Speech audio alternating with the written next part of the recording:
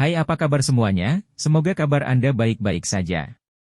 Terima kasih karena sudah memberikan support dan juga kesetiaan Anda untuk membangun channel Codot Film. Yuk kita lanjutkan alur ceritanya, sambil siapin kopi dan cemilan, setting suara volume full. Gasken. Membunuh Mo Cheng. Tubuh Geye seperti daun yang jatuh tertiup angin musim gugur saat dia dengan cepat membalas dengan cara yang terburu-buru. Meja dan kursi di sepanjang jalan dihancurkan oleh kekuatan tersembunyi yang terkandung dalam Geye saat mereka bersentuhan dengannya. Sepasang kaki Geye diseret ke tanah saat dia didorong mundur setengah jarak dari aula sebelum tubuhnya berhenti perlahan.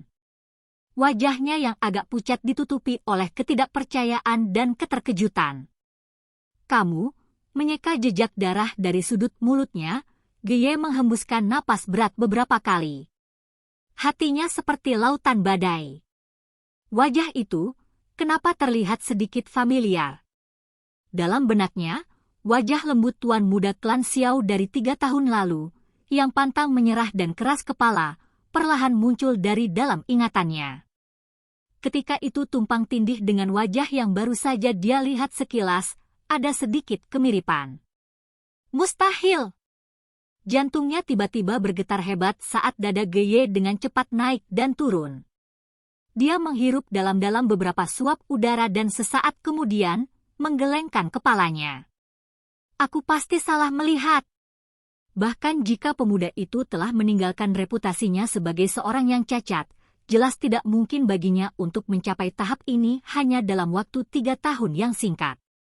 Dalam 3 tahun, seseorang yang tidak memiliki kekuatan bahkan Dou Z telah meningkatkan kekuatannya ke kelas Dou Huang? Kata-kata semacam ini adalah sesuatu yang Geye berani menepuk dadanya dan menjamin bahwa bahkan di seluruh benua Dou Qi, tidak akan ada satu orang pun yang bisa mencapai itu. Saat perasaannya perlahan menjadi tenang, Geye juga mulai meragukan wajah yang dia lihat sekilas beberapa saat yang lalu. Setelah merenung sedikit, hatinya telah menjadi sangat percaya pada sebuah fakta. Penglihatannya benar-benar telah kabur. Setelah mempercayai hal ini di dalam hatinya, keterkejutan di wajah Geye akhirnya perlahan pulih. Dia memegangi dadanya dan batuk beberapa kali. Seutas darah sekali lagi mengalir dari sudut mulutnya. Serangan telapak tangan dari orang berjubah hitam tadi memang menyebabkan dia menerima luka yang cukup serius. Paman Ge, kamu baik-baik saja. Dari platform tinggi, Nalan Yanran melayang ke sisi Geye. Kekhawatiran muncul di wajah cantiknya saat dia bertanya dengan mendesak. Batuk, aku baik-baik saja. Geye menggelengkan kepalanya dan tersenyum pahit. Mengamati wajah pucat Geye, alis Nalan Yanran terangkat secara vertikal. Ini adalah pertama kalinya dia menyaksikan seseorang yang berani memperlakukan anggota Mystic Cloud Sect dengan cara seperti itu. Wajah cantiknya segera menjadi dingin saat dia mengarahkan pandangannya ke orang berjubah hitam itu. Dia dengan dingin berkata, "Tuan, dapatkah tindakan Anda hari ini diartikan sebagai provokasi terhadap Mystic Cloud Sect?" Jubah hitam itu bergetar sedikit. Nalan Yanran tampaknya bisa merasakan tatapan acuh tak acuh yang ditembakkan dari bawah jubah hitam. Segera, dia dengan erat memegang tangannya, kemarahan tersembunyi di hatinya. Selain membahas Mystic Cloud Sect, apa yang bisa kamu lakukan? Saya pasti akan mengambil nyawa Mo Cheng hari ini. Jika Anda ingin menghentikan saya, Anda dapat mengambil tindakan. Anda tidak perlu menggunakan Mystic Cloud Sect dan Yun Yun untuk menakut-nakuti saya. Itu tidak akan berhasil pada saya. Orang berjubah hitam itu menepuk lengan bajunya. Suaranya membawa ejekan dan tawa dingin. Kamu, mendengar ejekan dari orang berjubah hitam, amarah menyerbu alis gelap Nalan Yanran. Dia dengan dingin tertawa, kamu adalah seorang Du Huang. Saya pikir kamu tidak bisa menjadi seseorang tanpa reputasi apapun di Kekaisaran Jia Ma. Karena Anda bersikeras untuk membunuh Mo Cheng hari ini, tolong beritahu saya nama Anda. Di masa depan, Mystic Cloud Sect saya akan menemukan tuan dan alasan dengan Anda. Alasan dengan saya? Keke, seharusnya Yun Yun membawa beberapa ratus orang untuk bertukar pikiran, bukan? Orang berjubah hitam itu menggelengkan kepalanya dan tertawa mengejek. Karena kamu berani membunuh Mo Cheng di depan begitu banyak kekuatan di wilayah timur laut, mengapa kamu menyembunyikan kepalamu dan hanya menunjukkan ekormu? Dengan kekuatanmu, kupikir bukan karena kamu takut akan balas dendam dari klan Mo, melainkan kamu takut pada Mystic Cloud sekte di belakang klan Mo, kan? Nalan Yanran dengan dingin berkata. Bukannya saya tidak berani, tapi saya tidak mau. Anda tidak perlu terlalu cemas.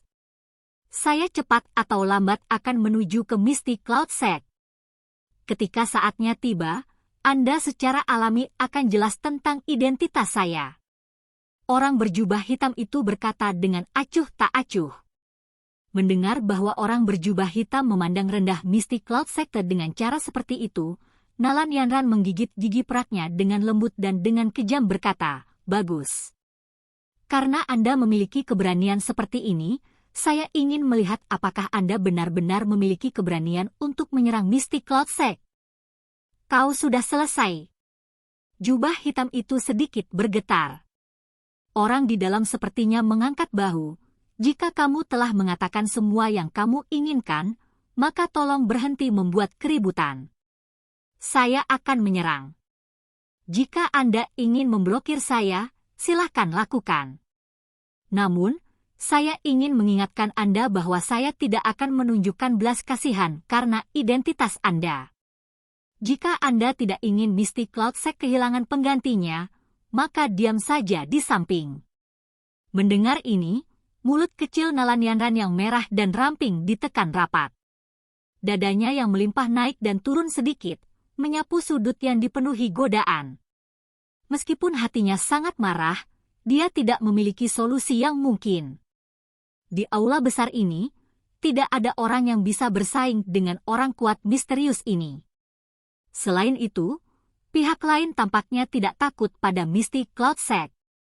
Oleh karena itu, selain menyaksikan Mo Cheng menjadi roh di bawah telapak tangannya, dia tampaknya tidak punya pilihan lain. Mengabaikan tindakan Nalan Yanran di belakangnya, orang berjubah hitam itu perlahan berbalik. Dia dengan dingin menatap Mo Cheng yang mengandalkan pilar platform untuk berdiri. Di telapak tangannya, nyala api putih tebal melonjak sambil membawa sedikit rasa dingin. Tuan ini melihat bahwa orang berjubah hitam akan melakukan pukulan pembunuhan, wajah kepala klan Mo, wajah Molan menjadi pucat.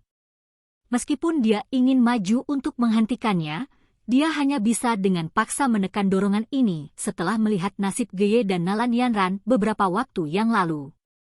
Orang berjubah hitam ini jelas menahan karena status Geye. Namun, jika mereka maju ke depan, bagian dalam aula kemungkinan akan menerima beberapa pahatan es lagi. Oleh karena itu, Molan hanya dapat berdiri pada jarak yang lebih aman dari orang berjubah hitam itu dan berkata, Tuan, tidak ada yang terjadi pada gadis kecil bernama King Lin itu. Selama Anda bersedia melepaskan tetua pertama, klan Mo kami bersedia memberi Anda kompensasi sesuai ketentuan yang Anda tetapkan. Orang berjubah hitam tetap tanpa ekspresi mendengar kata-kata yang diucapkan Molan. Di bawah pengamatan semua pemimpin di aula, dia perlahan berjalan menuju Mo Cheng. Niat membunuh gelap dan dingin yang samar menyebabkan bagian dalam aula diselimuti atmosfer es. Mengamati orang berjubah hitam yang bahkan tidak mengganggunya, Molan tersenyum canggung. Di bawah tekanan kekuatan absolut seperti itu, dia hanya bisa melepaskan pikiran untuk mencoba menyelamatkan. Dia yang hatinya sedih hanya bisa berharap bahwa Do Huang ini, yang tindakannya sangat kejam, tidak akan mulai membersihkan klan Mo setelah membunuh Mo Cheng. Jika tidak, klan Mo benar-benar akan menurun dari kekuatan tertinggi menjadi yang bahkan tidak akan diberi peringkat. Tampaknya Mo Cheng juga mengerti bahwa orang berjubah hitam itu bertekad untuk membunuhnya. Karena itu, dia tidak membiarkan memohon belas kasihan yang tidak berguna. Dia menatap orang berjubah hitam yang berjalan dengan kejam. Tangan kirinya yang tersisa tiba-tiba bergoyang sedikit. Jika kamu ingin membunuhku, aku juga akan meninggalkan beberapa bekas luka padamu. Dengan senyum sinis, Mo Cheng meringkuk tubuhnya, yang tiba-tiba bergetar. Kekuatan tersembunyi yang ganas menghancurkan lengan bajunya. Di tangan yang telanjang di udara, urat-uratnya seperti banyak ular kecil yang berulang kali berdenyut. Tangan itu juga tiba-tiba menjadi lebih besar secara aneh. Kuku yang awalnya normal juga mengembang setengah inci dan warnanya juga menjadi hitam tak tertandingi dan aneh. Saat ini, tangan Mo Cheng benar-benar terlepas dari bentuk normal manusia. Melihatnya, tangan itu tampak lebih seperti anggota tubuh binatang ajaib. Warna merah pucat perlahan memenuhi lengannya. Sesaat kemudian, seluruh tangannya benar-benar menjadi merah seluruhnya. Ketika seseorang melihatnya, itu seperti sekumpulan api yang dibentuk menjadi sebuah lengan. Melanggar lengan gunung? Tetua pertama benar-benar mencangkokkan lengan dari peringkat 5 binatang ajaib, badak gunung berapi yang melanggar, yang ada dalam koleksi klan kita, ke tubuhnya.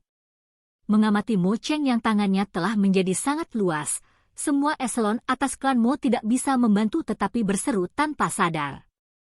Ekspresi Mo Lan berubah drastis saat dia menatap tangan Mo Cheng. Sudut mulutnya tidak bisa membantu tetapi bergerak-gerak. Benda ini adalah barang paling berharga dari klan dan sebenarnya telah menjadi milik pribadi Mo Cheng. Sebagai kepala klan, hatinya benar-benar berang. Pergi dan mati! Menatap jahat pada orang berjubah hitam, kaki Mo Cheng dengan keras melangkah dari pilar platform di belakangnya. Lututnya sedikit menekuk saat tubuhnya menjadi seperti bola meriam yang menembak langsung ke orang berjubah hitam itu. Saat dia menyerbu ke depan, tangan Mo Cheng yang agak besar diseret ke tanah. Jari-jarinya yang tajam merobek 5 selokan yang dalam di tanah yang keras. Mengamati Mo Cheng, yang kekuatannya tiba-tiba menjadi sangat menakutkan, ekspresi semua orang di ruangan itu sedikit berubah. Meskipun mereka telah mendengar bahwa anggota klan Mo dapat mencangkok anggota tubuh binatang ajaib untuk menggantikan organ asli mereka, mereka tidak pernah melihat betapa hebatnya perubahan yang dapat dibawa oleh transplantasi. Berdiri di tempat, orang berjubah hitam itu menatap Mo Cheng, yang matanya menjadi sangat merah dan benar-benar stres dengan darah. Dia dengan lembut dan dingin berkata sambil tersenyum, sungguh menyedihkan, tampaknya ketika Anda telah memperoleh kekuatan binatang ajaib, kondisi mental Anda secara bertahap terkikis oleh sifat binatang itu. Bagian paling luar biasa dari apa yang disebut transplantasi tampaknya mengubah seseorang menjadi binatang ajaib yang hanya tahu cara membunuh, bukan? Bajingan, pergi dan mati! Mu Cheng melebarkan matanya dengan marah di wajah ganasnya. Kakinya dengan keras menginjak tanah dan tubuhnya melesat ke arah atas kepala orang berjubah hitam itu. Telapak tangannya yang besar diayunkan ke bawah dengan kejam.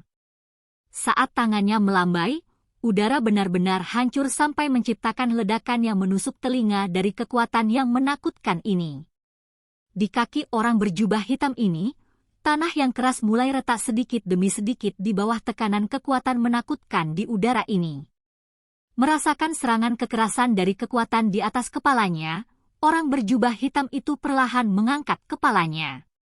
Dia dengan jelas mengungkapkan wajah halus dan tampan di bawah jubah hitam ke pemandangan Mo Cheng yang matanya merah.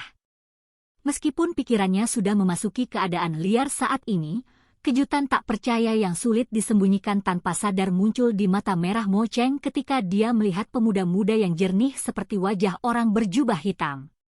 Sudah berakhir, wajah halus dan tampan itu tanpa ekspresi saat dia menatap Mo Cheng yang terkejut. Dia perlahan mengangkat telapak tangannya. Di atasnya, bibit api dari ketenaran putih tebal itu menggeliat sedikit. Sesaat kemudian, tiba-tiba ditembakkan seolah-olah ditembak oleh penyembur api. Api putih yang sangat tebal melesat ke udara dan membungkus Mo Cheng di dalamnya. Di bawah pandangan semua orang, lapisan es putih tebal tiba-tiba muncul di permukaan tubuh Mo Cheng yang sedang dikelilingi oleh api. Dalam sekejap mata, itu benar-benar membungkusnya dengan patung es yang seperti aslinya. Bone Chilling Flame, campuran dari panas yang ekstrim dan dingin yang ekstrim. Ketika sangat panas, itu membakar segalanya, ketika sangat dingin, itu membekukan tanah. Dari udara, pahatan es itu turun dengan lemah. Di atasnya, seseorang masih bisa melihat keterkejutan dan keganasan di wajahnya sebelum kematian. Kaacak. Patung es itu mendarat di tanah dan di bawah pengamatan banyak orang dan meledak. Di dalamnya, bahkan tidak ada mayat yang tersisa. Saat semua orang melihat es berwarna putih yang perlahan mencair di atas karpet cerah, bagian dalam aula sepi seperti kematian. Silahkan pergi ke. Oke guys, jangan lupa like, comment, share, and subscribe di channel Codot Film. See you next video, peace out and bye-bye.